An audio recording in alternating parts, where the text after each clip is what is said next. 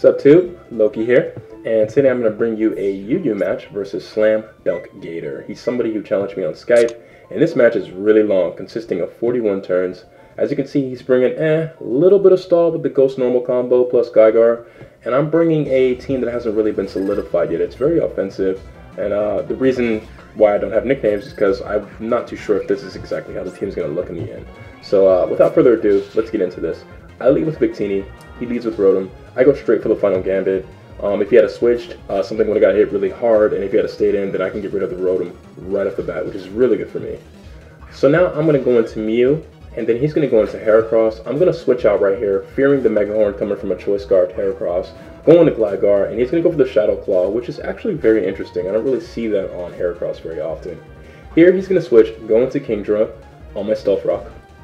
And now I'm going to switch out fearing the Draco Meteor. I'm going to go on a Blastoise here, who's specially bulky. Not very many people run special bulk, as far as my knowledge is concerned, but he does go for that Draco Meteor like I thought he would, and does about 2/3 damage to me. I'm not really worried about it. I'm going to stand and go for a Scald, because I know that he's going to switch, because another Draco Meteor just simply will not kill me.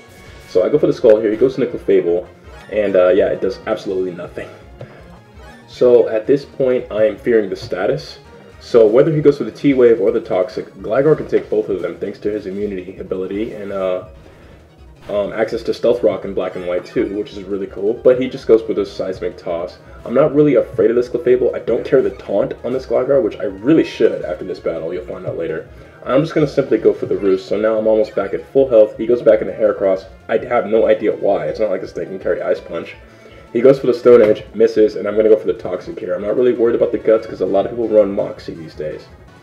So here, he's going to hit me with another Stone Edge, and yeah, it does nothing. That was a crit, as you can see, and it only did half, and I'm going to Roost that damage right off.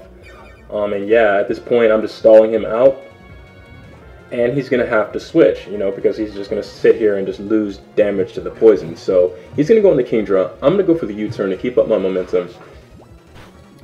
And then I'm going to go into Mew because I know I can 2-hit KO with Side Shock, and I know I can take a Draco Meteor. In hindsight, I should have gone into somebody else. I'm not too sure. You know, I had this battle a couple days ago. I don't really know what I was thinking when I went into Mew, but I do know that I can 2-hit KO this thing with Side Shock.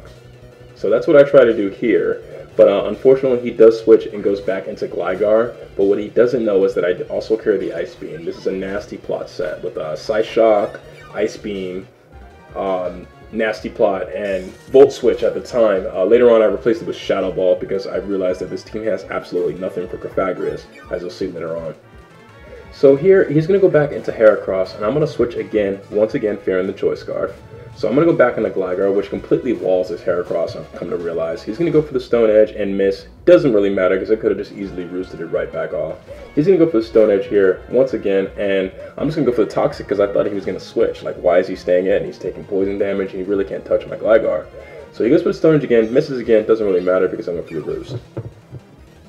At this point, he's kind of realizes that there's absolutely nothing that he can do to this Gligar, and he's going to switch into Clefable, and I'm just going to go for the U-turn. If he had stayed in, then Heracross would have ended up dying. If he had switched, then my momentum would have stayed where it is.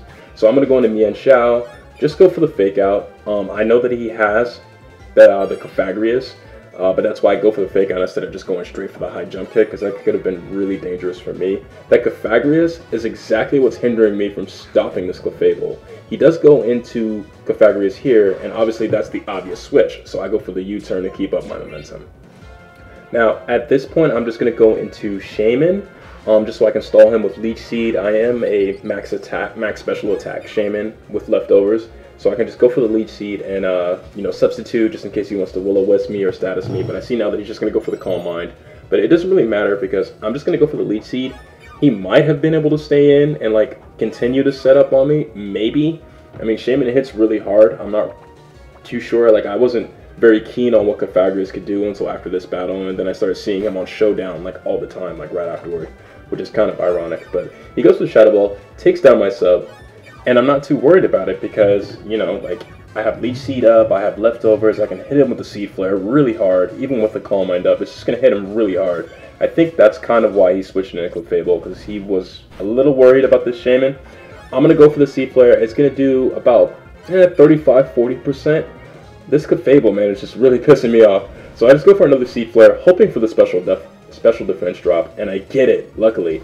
He goes for the Seismic Toss here, and yeah, it doesn't really matter because I'm just going to hit him again, which is exactly what I plan to do. So I'm going to go for the Seed Flare, but guess what happens? No, I freaking miss, which is, like, crucial because this Clefable actually lasts a lot longer than it should have. But hey, hacks is a part of the game. You know, I'm not going to sit here and get all pissed off.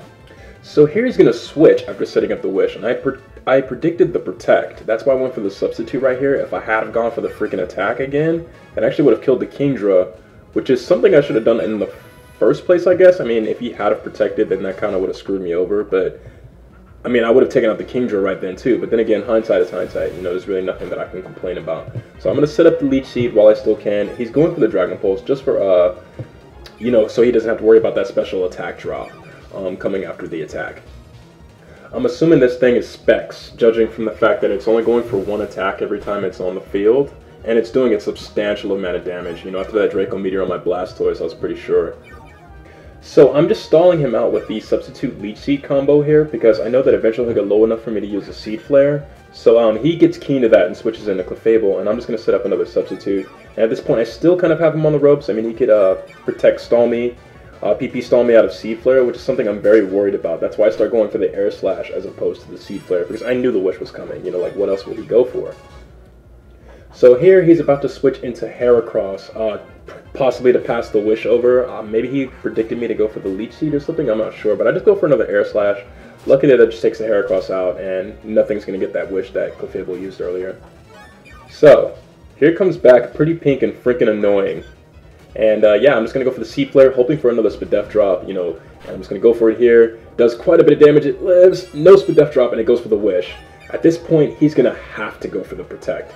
I mean, if he goes into anything else, it's in danger of getting hit really hard. He goes for it here, and that's why I went for the Air Slash, because I did not want to use another Power Point for Seed Flare. He had to go for the Protect that turn. If not, man, you know, I just would have been really confused if he had not have gone for the Protect. So now I'm going to smack him with another Seed Flare. I know that he's not going to Protect this turn. He might go for the Wish, but instead he just goes for the Seismic Toss to break my sub. Now the good news is he hasn't set up a Wish, so I can kill him with another Seed Flare is what's going through my head. Judging from the amount of damage it's been doing, about 30-35% around there, I go for the Seed Flare here, and that's going to take down the Clefable, except freaking not, and I get minimum damage. But like I said, hacks is a part of the game, so I'm not really going to sit here and get pissed off. However tempting it may be. So now here he's going to switch. He's going to go into Kingdra on my Air Slash, and I'm going to go for it here, and I'm going to miss. I don't think it would have killed, so I don't really know if that mattered. He did get the Wish, and now he's back at full health. Man, that Kingdra should have been gone a little while ago. But, you know, what can you do? So I go for the Seed Flare. I go for the Leech Seed, and he's going to go for the Dragon Pulse. I just want to see how much it's going to do to me. And I see that it's going to do about 2/3 damage. That thing is definitely Specs. I don't really see any other reason why that Dragon Pulse would be doing so much damage. But I'm just going to go for the Seed Flare here. In hindsight, I mean, I guess I could have gone for the Substitute or switched entirely, but you know, this is a Specs Dragon Pulse coming from Kingdra, so well, in hindsight, I guess that Shaman was really a danger to the rest of his team, but I didn't really have anything for Cofagrius. I mean, I guess I could have stalled it out of Leech Seed or something like that, but as you're about to see here, I go for the Psyshock, and I'm gonna go for another one right here, and maybe min-max damage, could have some kind of input, but I was thinking like, oh fuck it, you know, I can just go into Mian Shao and kill him with the Stone Edge. Was what's going through my head. Even if the Shadow Bolt killed me, I didn't think it would have killed me, but it does, so I wasn't too worried. I'm like, okay, I'm just going to go into Mian Shao here, except for not, and realize that this Mian Shao is different from my Scarfer. This one doesn't even carry Stone Edge, so I go for the Himpower-Eyes. It doesn't die. He goes for the rest, and I fucking cry.